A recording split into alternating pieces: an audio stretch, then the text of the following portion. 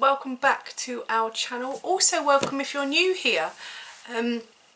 Statistically it shows that I think 90% of people who watch our videos do not subscribe to our channel. So straight off the bat, if you're an autism parent, subscribe to our channel, because that's what we're all about, and hopefully there'll be other videos on our channel that will be able to help you. But hi folks, it's been a long time. We have been lifing. Life has just been a bit crazy, but we will tell you all about that as the story goes on, rather than just doing one big info dump on you. But today's video is my top 5 tips for autism parents. So in reverse order, tip number 5 is do some research. Now, I don't mean spend hours trawling through forums and things like that, you know, because that can be insanely overwhelming. Just do some research about your child or loved one or person who has autism or suspected autism, and what their challenges are, and then do some focused research on those challenges. And then a little bit on autism in general, because there's so much misconceptions around autism that I think, yeah, going to the National Autistic Society, or, you know, one of the main autism charities is where you're going to get the real information from. So yeah, have a look around on some of the main websites, and just find out exactly what autism is and what it is not.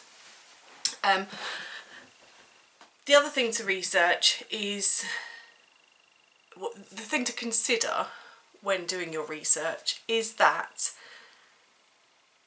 just because you find out some things about autism, it doesn't necessarily mean that's going to be true for your child, person, whoever it is. But it's good to have that information in your kind of knowledge arsenal for if something does crop up in a few years' time, you have half an understanding of what that looks like. So for example, we've never had issues with certain things, and then 5 years later we now have issues with certain things, but things that we did have issues with years ago, we no longer do have issues with in everyday life. So it's just good to know, you know, a little bit of general knowledge about the world of autism, but don't overwhelm yourself. Tip number 4, you're not alone. You are not alone. Even though I know that sometimes it does feel like that. Does this sound familiar? So you've got a friend or a parent or a partner or an older child or someone in your life who just doesn't get it. They have their opinion and they're entitled to their opinion. My husband would disagree with that, but they're entitled to their opinion, and they just don't understand what it's like to live the life that you're living with your child or person. Autism is so easy to think about and, you know, have an opinion on, but to live it is a whole other ball game. So just because in those times you do feel alone, please know that you're not. There are people out there who are living exactly the same life as you, and we get it. So I will leave a link below to our Facebook group, so head on over. It's a really friendly place, everyone's welcome, and have a chat with other people like you who get it. You're not alone. Tip number 3, plan ahead. I'm a bit of a planner queen, I think we know that, but my advice, is plan ahead, especially when you're going to leave the house for, an amount of time. Previously, we've learned this the hard way. If you leave the house and you're not prepared, you basically have failed your tasks already.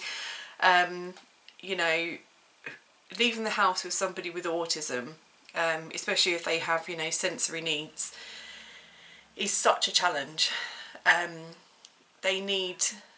You need to kind of mitigate their anxiety by putting in place different strategies to help them to contain that anxiety or minimise that anxiety whilst they're out of their comfort zone. So think about where you're going. Does your child need to go with you? If you're going to a busy shopping centre, could they go with somebody, could they go to somebody else's house for the day? Could a partner or an older child look after them whilst you go alone? Plan ahead and think about all the different things that you're doing in your week or your week ahead, and think about how that will impact on your child, and then what you can do to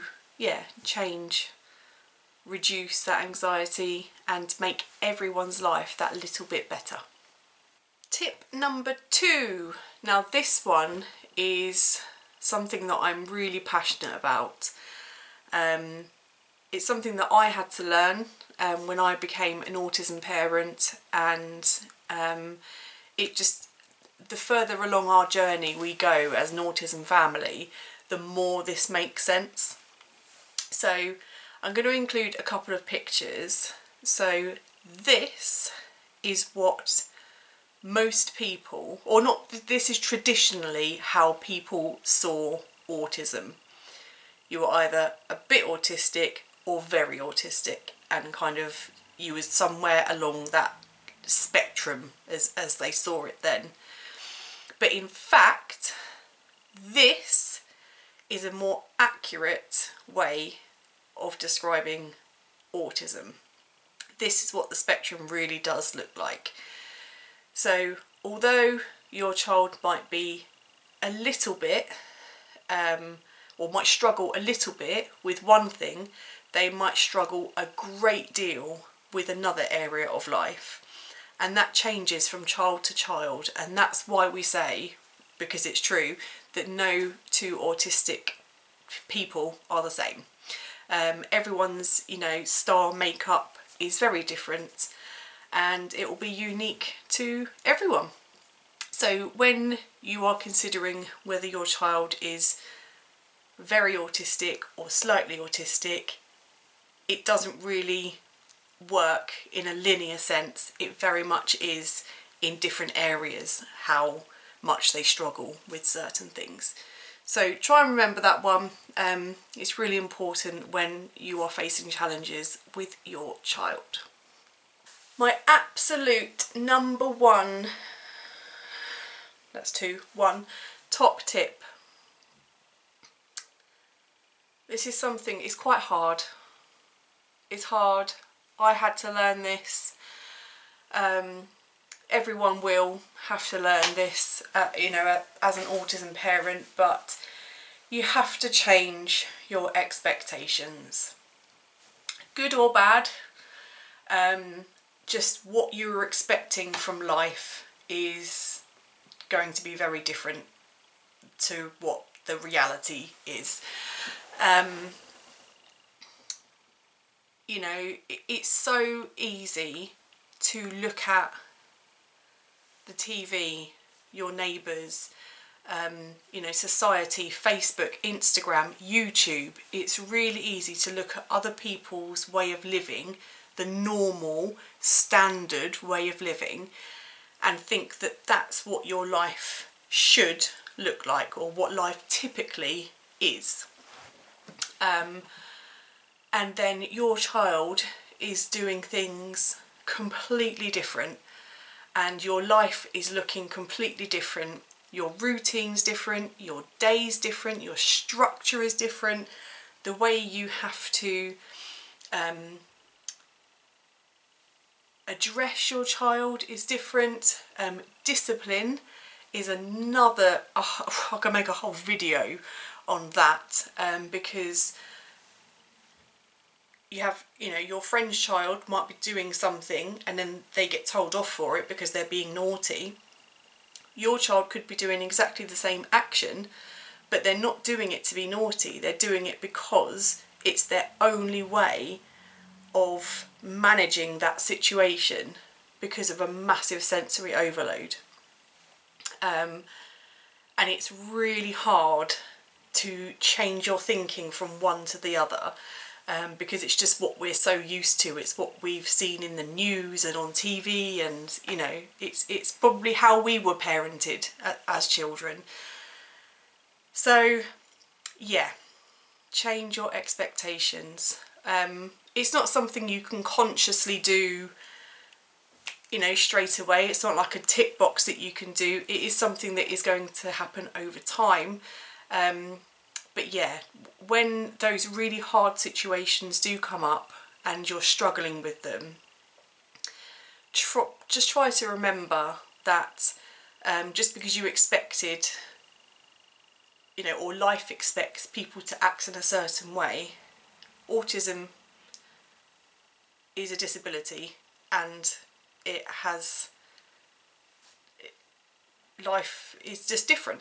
So for those who want to pick up on me saying disability, it's a different ability. It is a very big change to a neurotypical way of life. So yeah, sadly you have to change your expectations, but sometimes that can be a good thing, because actually if you're thinking outside the box, why not go for the stars, you know? We do things with our son that we never thought we would be doing as parents. Amazing things, and you know, we're super pleased that we get to live this life. It's very different, but we're really happy. So those are my top 5 tips for autism parents as of February 2023. I hope you've enjoyed this video. Please give it a thumbs up and don't forget to hit that subscribe button. We'll be back soon with more videos all about autism, and we'll see you soon. Take care guys. Bye.